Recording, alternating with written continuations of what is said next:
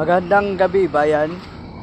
Pahirapan po ngayon ang paglabas-pasok ng mga sasakyan ng mga homeowner sa subdivision ito dahil po sa kaliwat kanang paghuhukay ng Maynilad at DPWH dito po sa may karsadang Baguuno, Imus, Cavite. Dahil sa masikip po ang daanan palabas at papasok ng subdivision ito. Kung makikita nyo po ang ginagawa ng development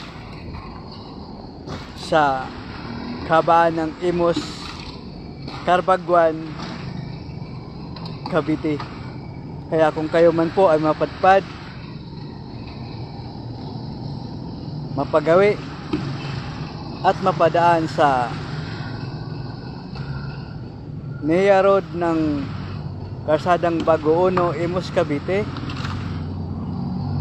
ay kung maaari po sana ay magbigay ng daan o giveaway sa mga homeowner po na nakatira sa subdivision ito,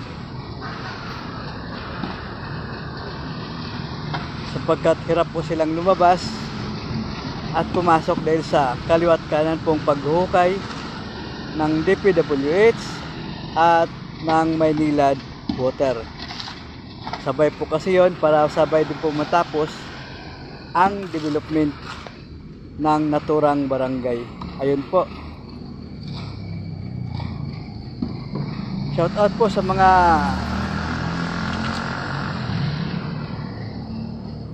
patuloy na nag-subscribe sa channel kong ito at nagsubaybay. Shout out din po sa lahat ng mga taga PTC na nanonood at nagsubaybay.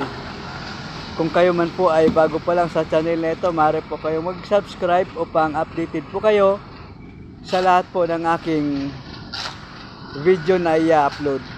Magandang gabi po, ingat po kayo sa biyahe.